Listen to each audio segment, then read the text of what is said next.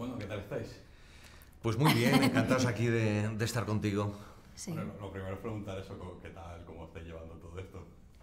Pues de Bueno, momento muy orgullosos bien, porque sí. estamos en la peli, la verdad que está llegando mucho más lejos de lo que pensamos. Una peli muy pequeñita, con un espíritu pequeño, pero que nos está dando muchas alegrías, así que a veces pasa para bien y a veces para mal, en este caso es para bien, así que muy contentos de estar promocionándola. ¿Quién puede pensar que una terapia de estas puede funcionar bien? Eso pensaba yo. Mira, antes apuntábamos una cosa que ha apuntado Fernando, muy interesante, y es que cuando una persona está en una situación de vulnerabilidad tal como la que está este personaje, se agarra casi a cualquier cosa. Y hemos sabido de casos de personas que han entrado en un montón de cosas muy extrañas para intentar sanar heridas, pues, o traumas infantiles como Hombre, tienen. gente que ha como dado tiene ese dinero a Brad Pitt personaje. pensando que Brad Pitt necesitaba dinero. O sea, Sí, quiero decir que- si hay chicas que han dado dinero. Bueno, y hay cosas que se escapan de toda lógica a priori, pero cuando estás vulnerable y tienes un ultimátum y tienes que arreglar un problema, bueno, quiero decir que no es tan descabellado. Luego lo que pasa, quiero decir, pero hay gente que hace cosas muy extrañas por intentar curarse o entrar en sectas, como hablábamos, o entrar en sitios muy oscuros para intentar sanar cosas. Y luego se dan cuenta Y a o lo no largo de que la no están historia ahí. de la humanidad y de la psicología se han vivido experimentos muy bestias y muy Sí. extremos, de los cuales hay otro tipo de películas también. Pero sí, sí. Y la cosa es que, tal como está planteada la peli, mola porque hay momentos en los que el espectador piensa que puede salir bien esa terapia. Bueno, es que hay cierta parte del comportamiento y de la justificación que el personaje de José explica en la película es cierto. O sea, hay una parte que es cierta. Luego hay una parte que se va extremando, que ya nos metemos en otros territorios. Entonces, bueno, hay cierta verosimilitud. Y el mundo además es que de los traumas es algo que como que recientemente se está familiarizando, ¿no? Con la salud mental, el ir a terapia, el trabajar con tus propios traumas, el hablar de ello, pero todavía hay mucha gente que no está familiarizado con ello y es algo oscuro y es algo secreto que mueve cosas a veces terroríficas como en la película.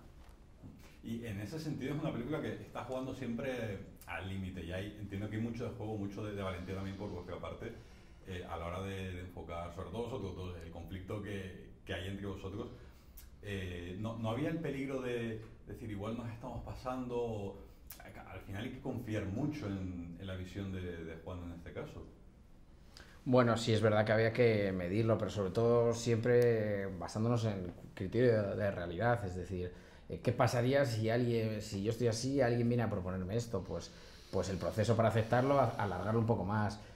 Si alguien me ofrece ponte esto, pues me voy a poner esto. O sea, pues siempre yo intentaba y el criterio de realidad, es de cómo yo, a un desconocido en mi casa, pues acepto ciertas cosas o no, y él como poco a poco iba viendo alguna grieta donde a mí se me hacía tarde y él decía, ¿me puedo quedar 2 minutos más?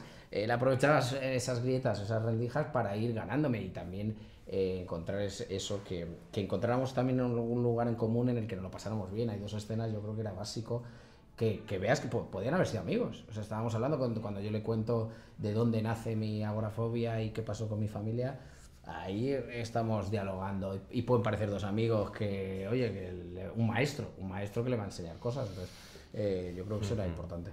Bueno, para mí parte de tener primero un buen guión escrito, que es muy complicado en un thriller. Y en este caso, Juan Albarracín, ayudado por Dani Campos, que es asesor de guiones y además productor de la película, han construido un guión muy bien hecho. Luego, a partir de ahí, pues los ensayos en los que hemos hablado, yo creo que los 3 somos intérpretes muy meticulosos y hemos estado trabajando con Juan mucho en el detalle, en la graduación, en el arco de los personajes, en que fuera creíble, como decía Javier ahora.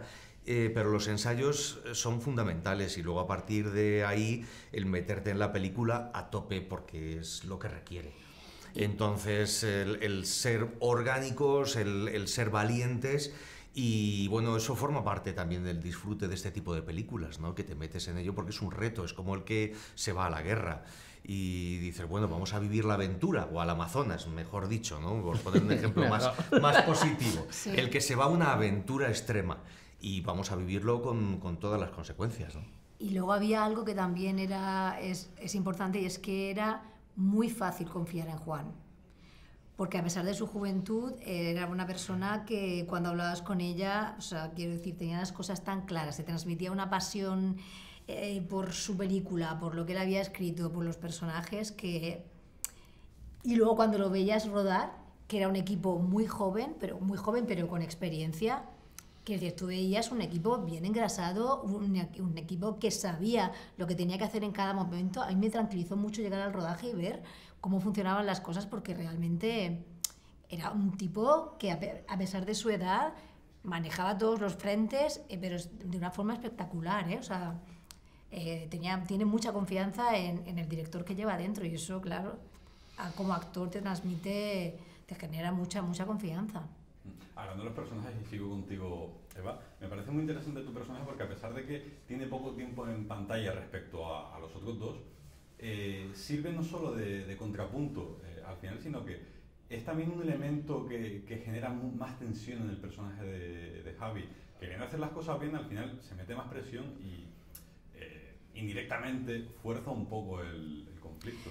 Sí, fíjate que curiosamente es la que fuerza lo que acaba pasando por este ultimátum que le da al personaje. Yo ahí o sea, lo hablé con Juan, yo no estaba como, no acababa de estar de acuerdo, ¿no?, con que fuera ella la que, porque me generaba también de hostia, queriendo salvarlo, al final lo lleva casi a las fauces del león, ¿no?, porque le pone un ultimátum y le dice, bueno, prueba esto, ¿por qué no? Porque no te ha servido nada de lo que has utilizado, prueba esto. Sí que es verdad que es lo que tú dices, que es un personaje que está poco tiempo en pantalla, pero es fundamental para que la historia avance. De hecho, es que tampoco podemos desvelar mucho, pero con la acción final que ella efectúa de volver a ver qué está pasando aquí, es cuando, se genera todo lo que se genera. Pero sí, es un personaje que,